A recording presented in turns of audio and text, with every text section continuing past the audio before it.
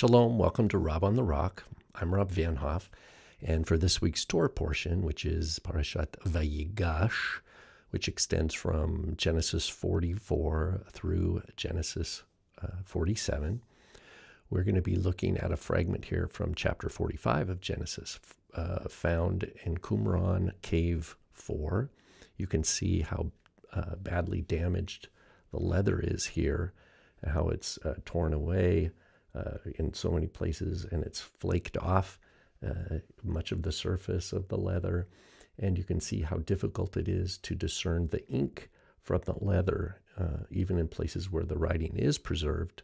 So it's hard to differentiate the letter from the leather here, differentiating the letter from the leather. And this is from the Dead Sea Scrolls.org.il website, which you can browse yourself. That's where I get these images. And what we're going to see here, I have on my dry erase board here the same manuscript. And if I'll just go back and forth one more time so you can see how this special photography helps those letters pop so that we can get a better tracking on better hope of getting a reading of what's preserved here from the original, what the original scribe wrote. And that's what we'll be looking at here today. Again, here's our color image, and then here's our special photography image. And I'll just give the English here first. We can see here it's when Joseph reveals himself to his brothers, and it's very emotional. There's a lot of weeping going on, particularly in his reconciliation with Benjamin, because if you remember, Benjamin is the only other link that Joseph has to Rachel, his mother. It's his only other sibling. And Benjamin, of course, has been with their father Jacob in the back and forth with the brothers coming to Egypt. But in verse 14, it says, he, that is Joseph, fell on his brother Benjamin's neck and wept. So again, what we're going to see is what I have in dark here, we'll see in the manuscript above. Benjamin wept on his neck, that is on Joseph's, and he kissed all his brothers and wept on them. And afterwards, his brothers talked with him. Now when the news was heard in Pharaoh's house that Joseph's brothers had come, it pleased Pharaoh, and we'll see that, his servants. Then Pharaoh said to Joseph, say to your brothers, do this, load your livestock and go to the land of Canaan, and take your father and your households, and come to me, and I will give you the best of the land of Egypt, and you will eat the fat of the land. Now you are ordered, do this, take wagons from the land of Egypt for your little ones and for your wives, and bring your father and come. And do not concern yourself with your property, for the best of all the land of Egypt is yours.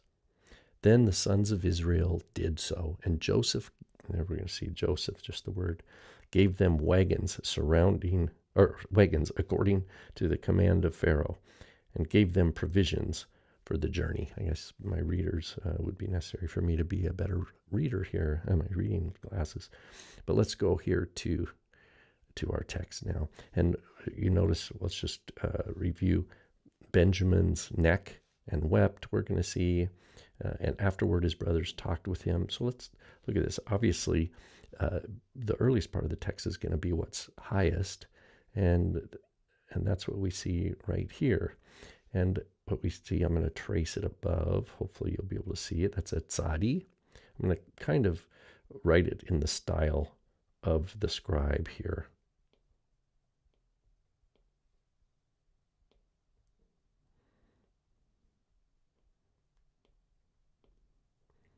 I'm not exact here because I have a different nib and spacing, but there we go. That's what we see. Tzadi Vav Aleph Resh Yod, and if we write it in our square script, it would look like this. And the whole phrase is Vayipol al. That is Joseph Vayipol al. I think it's a dagesh there. Vayipol al Tzavoe Benjamin. and he fell upon the neck of Benjamin. One interesting differentiation here between the Masoretic text is in the word for Benjamin. So if we zoom in on that, let me erase my other notes here. I'm even going to erase that and try to point out. So here we have the bet and the nun. So there's a nun sofit, if you can see it. And then another at the bottom of another nun sofit. And there seems to be a little bit of a space here between Ben and Yamin. So it seems like what we're getting is Ben space Yamin. And in the Masoretic text that's preserved for us, we have the same word. Of course, there's no difference in meaning. It's just that we have Ben Yamin written as one word, with that first nun being a non-final nun, obviously. So there's no difference in meaning, just a difference in style of how to write it. So that is the neck of Benjamin. And if you go down, you see the line. It's hard to tell, but this is the line there, and then the next line is right here, and we can see that the edge of the manuscript is here. The edge of the right justification, not the edge of the manuscript proper, but the right justification is somewhere where I have it here. And then we see more text over here, and that's another right justification for the next column. So there's space here, in other words. And of course there's space here. And so there's one more word in this line, which is his brother, Achiv. And so presumably right here would be Achiv. And he wept. Vayivak, and a kaf sofit, which we can't see here. So Vayipol al Tzavre Benjamin. So that would get us to here. And he fell on Benjamin's neck. That is his brother's down here, his brother, and he wept. So this is my rough reconstruction of how this manuscript probably looked. Let me get rid of all the noise I've added here, and let's continue on. Here's another curious bit. It says we see an aleph here, a chet, resh, yod, kaf, another nun sofit, which is acharei, and then there's probably a little ink here from a vav, and we know from the Masoretic text, va'acharei ken, and afterwards. But then we just have this space all the way, presumably, with no text, all the way to this left margin. And then we have right here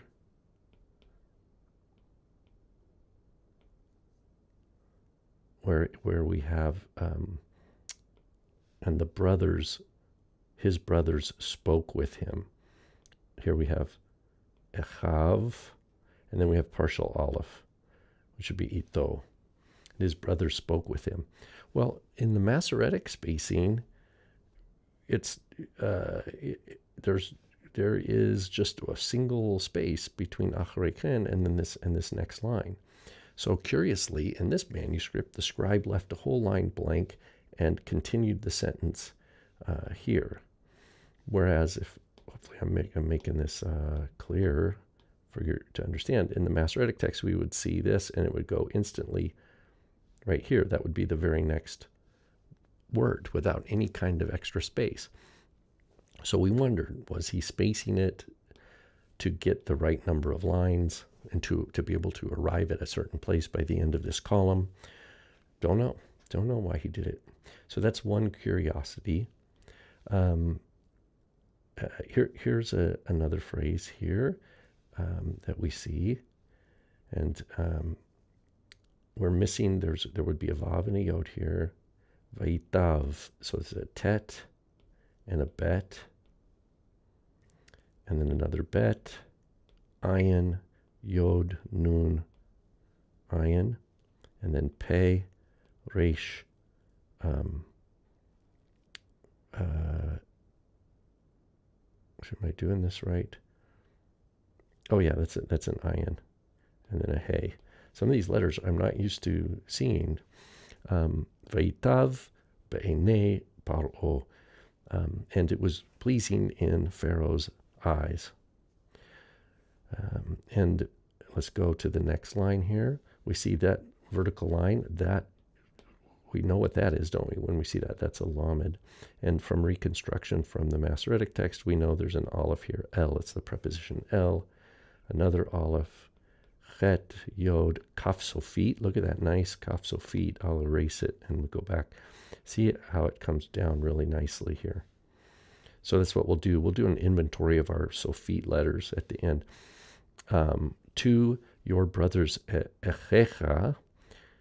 This is Pharaoh saying, here's a Zion, Zot, Zion Aleph Tav, Zot. And now the Masoretic text says, Zot Asu, this, do this. But notice here, they have a Resh, not a Vav.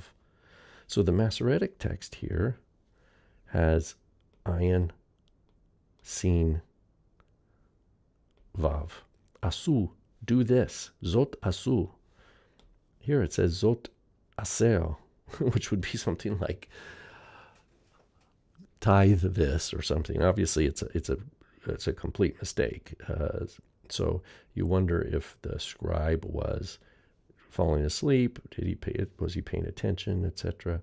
So this is one place where we have a bad error that doesn't appear to have been corrected.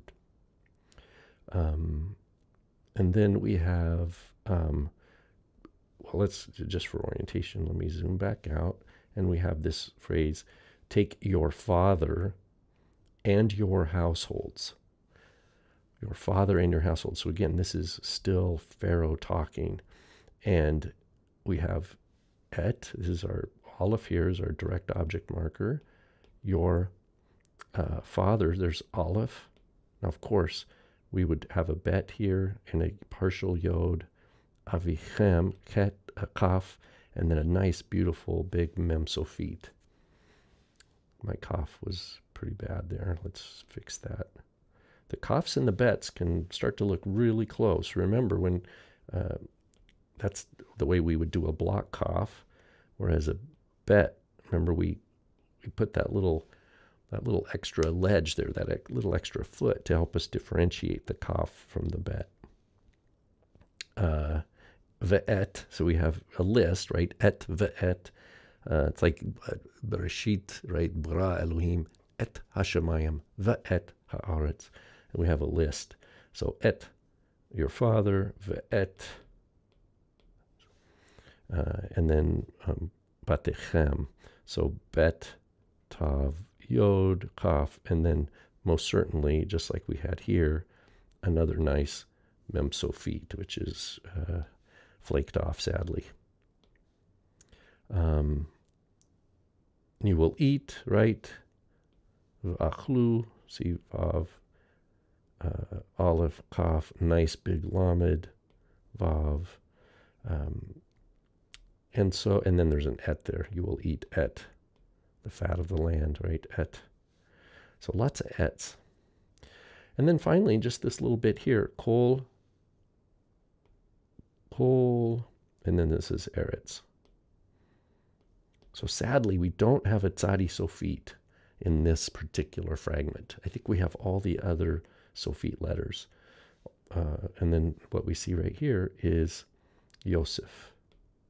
Here's a samik. That might be the only samik on our page that survives. But there's our nice pei sofit. So let's zoom all the way back out here and look at all my scribbles.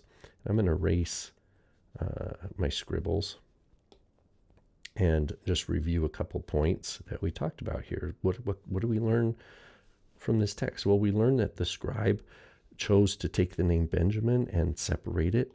Ben, Yamin, nothing wrong with that. That's different than the Masoretic text. It adds a space, But the meaning, of course, is not changed at all. What else did we see? We saw, the curious space here between afterwards, right? This is v'acharechen. Afterwards, his brother spoke with him. In every Torah scroll, in the Masoretic tradition and elsewhere, we would just have this as one continuing text without this big space. So it leaves, this particular manuscript leaves us a question as to why in the middle of a line, in the middle of a sentence, middle of a pasuk or a verse, we would have a scribal break like that. Clearly he had his line spaced because every line is pretty equidistant from the others. I think this was a fairly planned, it's fair to say, a fairly planned, well-planned page. Another strange thing we noticed was where it says, Zot asu, in the Masoretic text, do this, Pharaoh says. Here we have this strange letter resh, asel, which we don't know what that means. It's clearly a scribal mistake that went uncorrected. And then finally, let's just review all our Sophite letters, but I'll do that. Let's grab a green. So we back up to the top. Oops, let me zoom back out here. Binyamin. So we have one noon, two noons right there.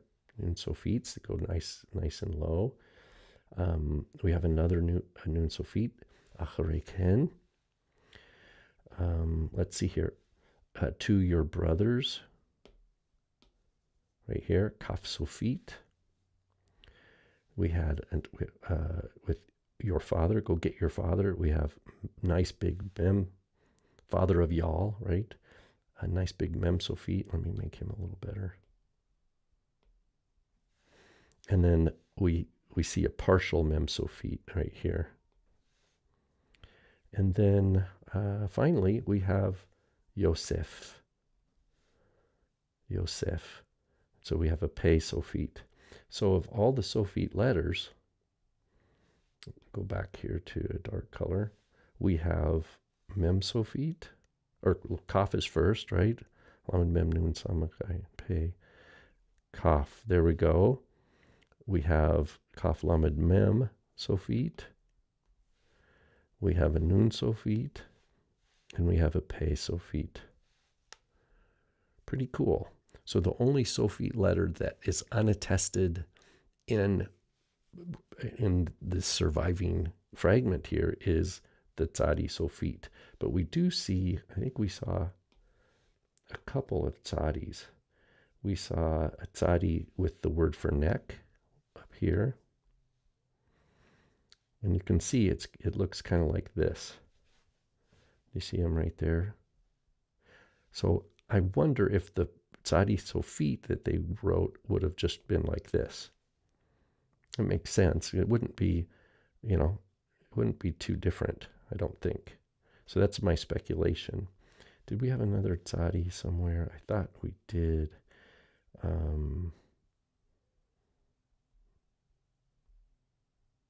Well, I'm not seeing it right now, and I'm not remembering.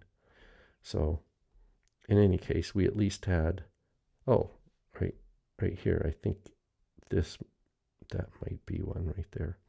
But in any case, it would have been nice where we had Kol Eretz here, Aleph, Resh. That would have been a place where there would have been one originally. And had we that little piece there, we would have had all 5 Sophite letters attested. And why does that matter? So, for sure, this scribe would have used a Tzadi Sophite. So these 5 forms demonstrate to us one other thing. They demonstrate to us a consistent scribal standard, a scribal education that is been standardized and then repeated. And then scribes are trained in that manner, and it becomes replicated, and then it just becomes the main governing scribal convention or expectation that scribes will use these Sophite letters. And one other point is that this is different. This is probably a 1st century AD product. If we compare it with the Great Isaiah Scroll, which is from the 2nd century BC, we do find Sophite letters, but not consistently, and we see them not at the last as the last letters of the words. So we can see this development of what becomes our classical Hebrew script by the time we have the Masoretic tradition emerge so strongly in late antiquity. These styles are very strongly established, and there's no going back from that point. But in the middle of the Second Temple period, these things went from different scribal styles, different scripts even, and they slowly became standardized and uniform. And that took a lot of work. That took funding and educational efforts, which I attribute all to what we call the Proto-Masoretic scribes in Jerusalem. And some of the scribes, I believe, that were at Qumran were in a way defectants or defectors from the scribal training in Jerusalem. And so they retained some of those scribal conventions and habits, but they also distinguish themselves in many ways at Qumran. Anyway, so there we go. There we have our fragment of the week from Qumran, Cave 4, and from Parashat Vayigash, here again from the Dead Sea Scrolls.org.il website. You can see the manuscript in its original color and how much labor it took to preserve, and then to carefully photograph, and then to take the time to try to read and track what the scribe put on the leather. Shalom.